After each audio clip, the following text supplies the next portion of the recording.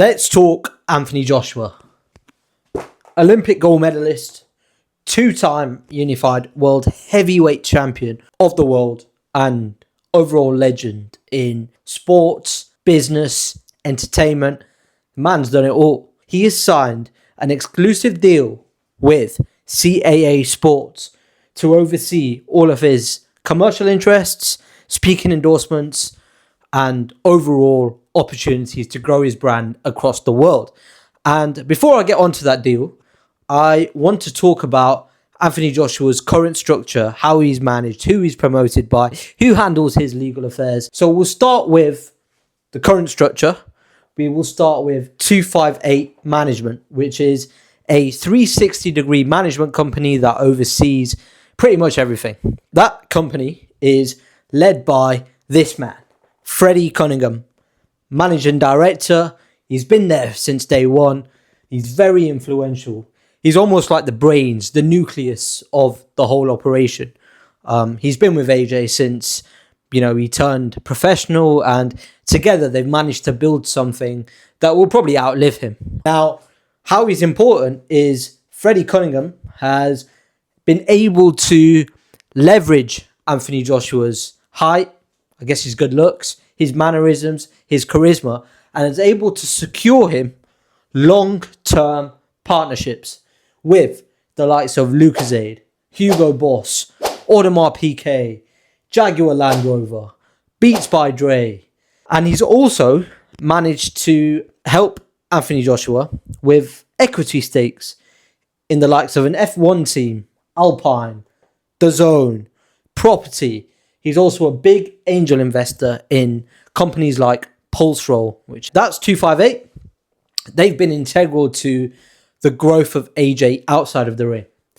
Inside of the ring, promoted by Matchroom, long-time promoter Eddie Hearn, and he signed a lifetime contract since his debut in 2013. He's been with no other promoter. He's Matchroom through and through.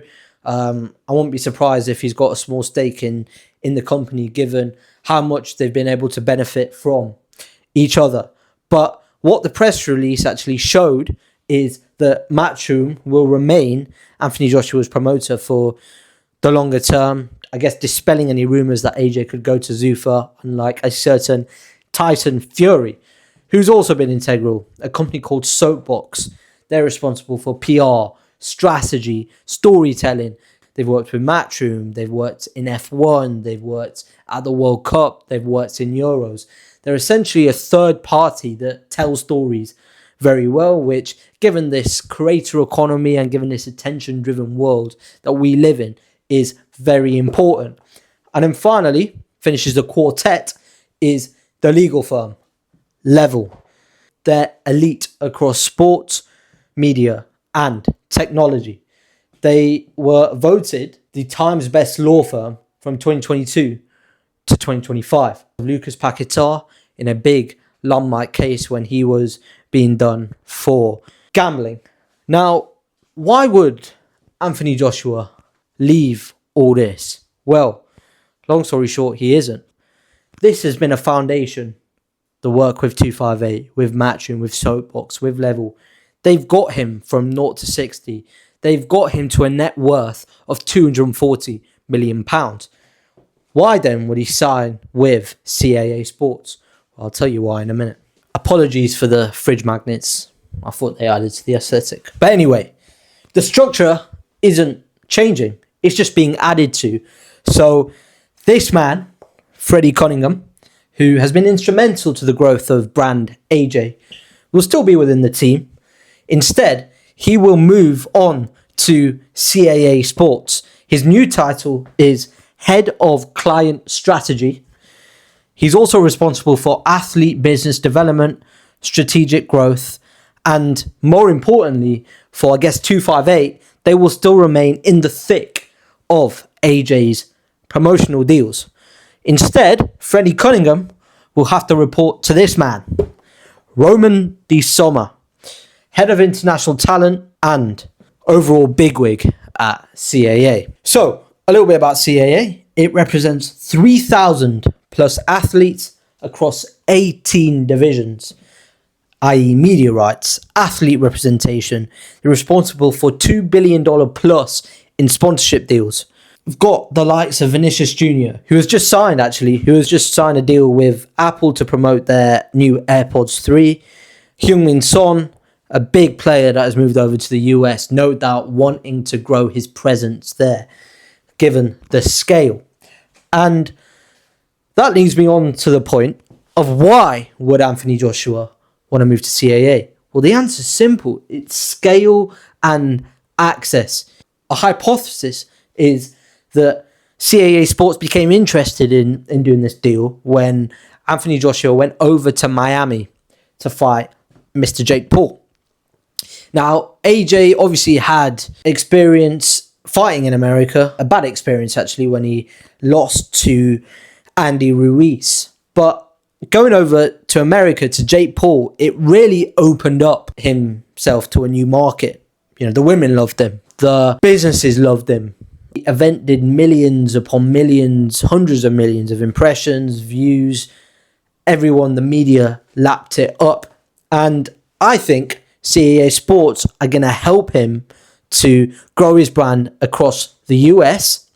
They also have a lot of dealings with the likes of Emirates. They deal with Emirates, JP Morgan. So he's going to become that really big global superstar over there. And look, we're seeing it time and time again.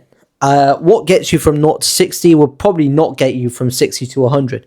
He is in an incredible position. What he's built with 258, with Matchroom, Soapbox, Level, you know, has got him into a tremendous position. But that's not going to take him to the very biggest levels. And, you know, we're seeing it with other athletes. Take, for example, Gareth Bale. He's just signed a €500 million deal with Juggernaut, which is a private equity firm that's going to allow him to invest in the likes of Cardiff City, growing older. It will inevitably take him to a billionaire. Another person who's done this very well is David Beckham, I should say. You know, he's managed to build himself a global brand off the back of smart investments and off the back of leveraging his name correctly and leveraging his achievements on the field. And this deal will take him from a net worth of $240 million to a net worth exceeding $1 billion. If it doesn't, in my opinion, CAA have messed it up, because he will become a billionaire. His profile is outrageous. He will do that.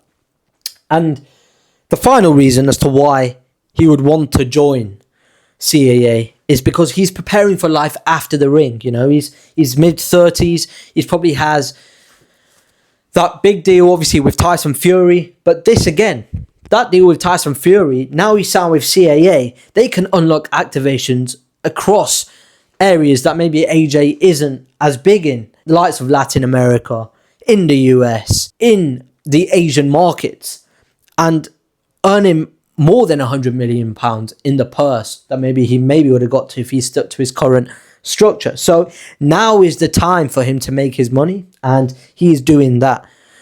He probably has 2 to 3 fights left, and a big reason as to why he probably would have joined is because they have a very good family office that was recently launched, and he can really look to build generational wealth. And I think that's the key here. He wants to build generational wealth. He wants to perhaps use some of those funds to help out in the community. We know that he does a lot of community initiatives in the UK, across London, when it comes to knife crime and things like that. So overall conclusions, everyone needs a Freddie Cunningham in their team, because he's able to help curate this. So yeah, fair play to him. And AJ will become a billionaire, no doubt. But that's all. And let's hope we see that Tyson Fury fight as well. Hopefully that can materialize in November. But I think I've done a good job in explaining this deal and why it's important. But yeah, thank you guys so much for watching. Make sure you stay tuned for the next one.